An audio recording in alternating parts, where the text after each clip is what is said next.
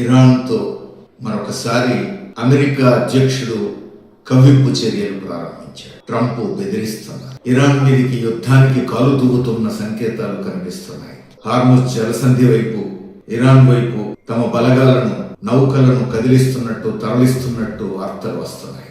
మరోవైపు ఇరాన్ ప్రభుత్వం హార్ముజ్ జలసంధిని మొదటిసారిగా మూసివేసింది. ఇప్పటి వరకు అనేక సార్లు మూసివేస్తామని హెచ్చరికలు మాత్రమే చేసింది. కానీ మొదటిసారి హార్ముజ్ జలసంధిని మూసివేసింది. హార్ముజ్ జలసంధికి చాలా ప్రాధాన్యత ఉంది. సముద్ర మార్గంలో రవాణా జరిగే చమురు, గ్యాస్ నిల్వలకు సంబంధించి ప్రపంచ వాణిజ్యంలో 20% పైగా హార్ముజ్ జలసంధి నుంచి రవాణా కావాల్సిందే. అలాంటి హార్ముజ్ జలసంధిని ఇప్పుడు ఖొమైనీ మూసివేశారు. ఎందుకు ఈ పరిణామం జరిగింది? ఎందుకు ఈ తీవ్రమైనటువంటి చర్యలకు ఇరాన్ పూనుకున్నది? ఇక్కడ మళ్ళీ అమెరికా దొందుడుకుతనం, అమెరికా సామ్రాజ్యవాదపు బరితెగింపు చర్యలు కారణమవుతున్నాయి. ట్రంప్ ఉన్నట్టుండి ఒక ట్వీట్ చేశారు. ఏమంటున్నారు? ఇరాన్ మాతో అణు ఒప్పందానికి ఇష్టపడుతోంది, సిద్ధమవుతోంది అంటున్నారు. అణు ఒప్పందం చేసుకోవడానికి ఇద్దరం సుముఖంగా ఉన్నామని రెండు దేశాల అధ్యక్షులు చెప్పట్లేదు. అక్కడ ట్రంప్, ఇక్కడ ఖొమైనీ చెప్పితే అదొక సౌహార్దపూరితమైనటువంటి సౌహృద్భావ సంబంధాలకు సూచికగా ఉంటుంది. ఒప్పందం జరగబోతోంది అనేటువంటి సంకేతం ఇస్తుంది.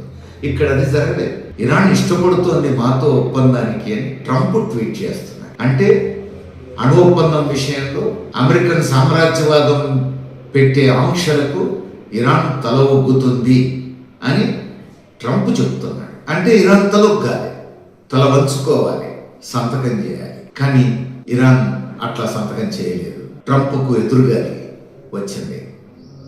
దీనికంటే ముందు భారతదేశంతో తను మోడీతో వ్యవహరించినటువంటి తీరులో తన అనుభవాన్ని, దీనికంటే ముందు భారతదేశ ప్రధాని మోడీతో తాను అనుసరించిన వైఖరి అనుభవాన్ని ఆయన గుర్తు చేసుకున్నట్టున్నారు. అదే ఇరాన్ విషయంలో కూడా పునరావృతం అవుతుందని ఆశించారు.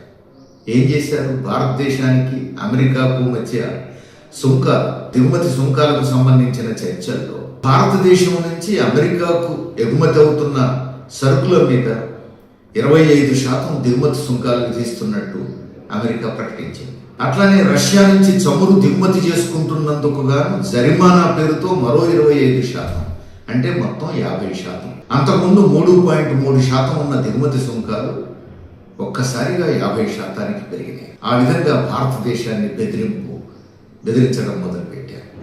వన్ ఫైన్ మార్నింగ్ ఉన్నట్టుండి ట్వీట్ చేశారు. మోడీ అంటే తనకెంతో ఇష్టమని, మోడీ అమెరికాతో ఒప్పందానికి సిద్ధంగానే ఉన్నారని ఇట్లా ట్వీట్ చేశారు. త్వరలో ఒప్పందం జరగబోతోందని ట్వీట్ చేశారు. ఆ తర్వాత అమెరికా నుంచి భారతదేశానికి ఎగుమతి అయ్యే వ్యవసాయ ఉత్పత్తుల మీద దిగుమతి సుంకాలు పూర్తిగా తొలగించడానికి మోడీ అంగీకరించారని, అందుకు ప్రతిగా భారతదేశం నుంచి అమెరికాకు వచ్చే సరుకుల మీద దిగుమతి సుంకాన్ని 18% తాను తగ్గిస్తున్నట్టు ట్వీట్ చేశారు. ఇంతవరకు ఆ ఒప్పందం ఎక్కడ జరిగిందో, ఎవరు సంతకాలు చేశారో, ఆ ఒప్పందం కాగితాలు ఏమిటో ప్రపంచానికి తెలియదు. కానీ ట్రంప్ ట్వీట్ చేశారు. తర్వాత పరిణామాలు చూస్తే ట్రంప్ గట్టిగా ఒత్తడంతో మోడీ ఒప్పేసుకున్నట్టుగానే కనబడుతోంది. ఎందుకంటే బీజేపీ నాయకులు, కేంద్ర మంత్రులు 18% తగ్గించుకోగలిగినాం, అది మన గొప్పతనం అని చెప్పుకోవడం మొదలుపెట్టారు. 3.3% ఉన్న దిగుమతి సుంకాలు 18% పెరిగినాయి అనే సోయి లేదు. ప్రజల్ని పక్కదారులు పట్టిస్తున్నారు. అమెరికా నుంచి భారతదేశానికి వచ్చేటువంటి వ్యవసాయ ఉత్పత్తుల మీద మాత్రం దిగుమతి సుంకాలు 0కు తగ్గించారంటే మొత్తం దిగుమతి సుంకాలు ఎత్తేశారు అని అర్థం. కాబట్టి తాను గట్టిగా ఒత్తితే మోడీ మెత్తబడ్డాడు. భారతదేశ ప్రయోజనాలను పణంగా పెట్టి అమెరికన్ సామ్రాజ్యవాదుల బెదిరింపులకు తలొక్కినట్టుగా ఇప్పుడు కనబడతా ఉంది. ఇదే ఇరాన్ విషయంలో కూడా ప్రయోగించవచ్చు అని చెప్పేసి అనుకున్నట్టున్నారు. అట్లాంటి ట్వీటే చేశారు. కానీ మరుక్షణం ఖొమైనీ స్పందించారు. అమెరికాకు ఇరాన్కు మధ్య జరిగేటువంటి ఒప్పందం ఎలా ఉండాలో ట్రంప్ ఎట్లా నిర్ణయిస్తారు? అది ఇరు దేశాలు కూర్చొని ఒప్పందానికి రావాల్సిన విషయం. ఏకపక్షంగా ఇట్లా ప్రకటించడాన్ని మేము అంగీకరించబోవట్లేదు అని ఖొమైనీ ఖరారు ఖరాఖండిగా ప్రకటించేశాడు. దాంతో ట్రంప్కు కోపం వచ్చిందట, అమెరికన్ సామ్రాజ్యవాదానికి కోపం వచ్చిందట. అందుకని ఇరాన్కు దగ్గరగా అమెరికా బలగాలను, నౌకలను, యుద్ధ నౌకలను తరలించడం మొదలుపెట్టారు. ఇది గమనించిన ఇరాన్ ప్రభుత్వం వెంటనే హార్మోజ్ జలసంధిని మూసివేసింది. ఇది మొదటిది కాదు. మనకు తెలుసు, గతంలో ఇరాక్ విషయంలో ఇరాక్లో రసాయనాయుధాలు ఉన్నాయనేటువంటి ఒక తప్పుడు ప్రచారం చేసి ఇరాక్ మీద సైనిక దాడి చేసి ఇరాక్ అధ్యక్షుడిని సద్దాం హుస్సేన్ను కాల్చి చంపేసింది అమెరికన్ సామ్రాజ్యవాదం. అంటే ఒక దేశం మీద దాడి చేసి, ఒక రౌడీలాగా, వీధి రౌడీలాగా దాడి చేసి మొత్తం ధ్వంసం చేసింది. అంతా అయిపోయినా ఎక్కడా రసాయనాయుధాలు కనబడలేదు. ఇది తప్పుడు ప్రచారం అని తేలిపోయింది. ఆ తర్వాత లిబియా ప్రభుత్వం ప్రత్యామ్నాయ కరెన్సీలో వ్యాపారం చేయడం కోసం ప్రయత్నించినందుకు, డాలర్ ఆధిపత్యాన్ని అంగీకరించబోము అని చెప్పినందుకు లిబియా మీద దాడి చేసి గడాఫీని నడి రోడ్డు మీద కాల్చి చంపారు. ఎంత దారుణం! ఒక బజార్ రౌడీలాగా దాడి చేయడం మనం చూసాం. తర్వాత సిరియా మీద కూడా ఇదే పద్ధతుల్లో విధ్వంసకర దాడి అమెరికన్ సామ్రాజ్యవాదం చేసింది. నిన్నటికి నిన్న వెనిజులా మీద దాడి మనం చూసాం. మాదక ద్రవ్యాల పేరుతో వెనిజులా మీద రాత్రికి రాత్రి సైన్యాన్ని పంపి దేశ అధ్యక్షుడు మదురో భార్యను కిడ్నాప్ చేసి అమెరికాలో బంధించారు. అంటే ఒక స్వతంత్ర దేశం మీద మరొక దేశం అక్రమంగా దాడి చేయడం, చొరబడటం, దేశ అధ్యక్షుడినే కిడ్నాప్ చేయటం, ఇంతకంటే దౌర్జన్యపూరితమైనటువంటి చర్యలు ఇంకేముంటాయి? ఇప్పుడు ఇరాక్ను బెదిరిస్తున్నారు. ఇరాక్ ఒక సర్వసత్తాక దేశం, ఒక స్వతంత్ర దేశం, సార్వభౌమాధికారం కలిగిన దేశం.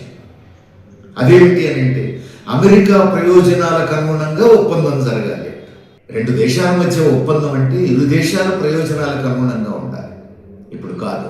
అమెరికన్ సామ్రాజ్యవాదం బరి తెగించి చెబుతున్నది ఏమిటి? America first. అమెరికా ప్రయోజనాలకు అనుగుణంగా ఒప్పందం జరగాలి. ఎట్టి పరిస్థితుల్లో అందుకు అనుగుణంగా మోడీ అయినా ఒప్పుకోవాల్సిందే, ఖొమైనీ అయినా ఒప్పుకోవాల్సిందే, మదురో అయినా ఒప్పుకోవాల్సిందే, ఇంకెవరైనా ఒప్పుకోవాల్సిందే అని చెప్పి బెదిరిస్తున్నారు. ఇప్పుడు ఇరాన్ మీద కాలు దువ్వుతున్నారు. ఇప్పటికైనా ప్రపంచం అంతా కళ్ళు తెరవడం అవసరం. అమెరికన్ సామ్రాజ్యవాదం బరి తెగించి అనేక దేశాల మీద దాడికి, పెత్తనానికి తెగబడుతున్న సమయంలో ఒక దేశం అంతరంగిక వ్యవహారాల్లో మరో దేశం వేలు పెట్టొద్దు అనేటువంటి ప్రజాస్వామ్య సూత్రాన్ని అమలు జరపాల్సిన అవసరం ఉంది. దాన్ని నిలబెట్టుకోవడం కోసం ప్రపంచ దేశాలన్నీ కదలాల్సిన అవసరం ఉంది. భారతదేశం ఒక పెద్ద దేశం, అత్యధిక జనాభా ఉన్న రెండవ దేశం, 143 కోట్ల మంది ప్రజలు కదలాల్సిన అవసరం ఉంది.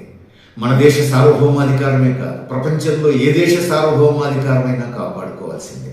ఒక దేశ సార్వభౌమాధికారం దెబ్బతింటే మరొక దేశ సార్వభౌమాధికారానికి గ్యారెంటీ ఉండదు. ఇప్పుడు అమెరికన్ సామ్రాజ్యవాదం అమెరికా ఫస్ట్ అనేటువంటి ఒక దురహంకారపూరితమైన నినాదం ఇచ్చి అందుకు అనుగుణంగా ఒక్కొక్క దేశం మీద తన పెత్తనాన్ని బలోపేతం చేసుకునే ప్రయత్నం చేస్తోంది. అందుకే భారతదేశ ప్రజానీకం కూడా కదలాల్సిన అవసరం ఉంది. అమెరికన్ పాలకుల బరితెగింపు చర్యలను ఖండించాలి, నిలదీయాలి, ప్రపంచ శాంతిని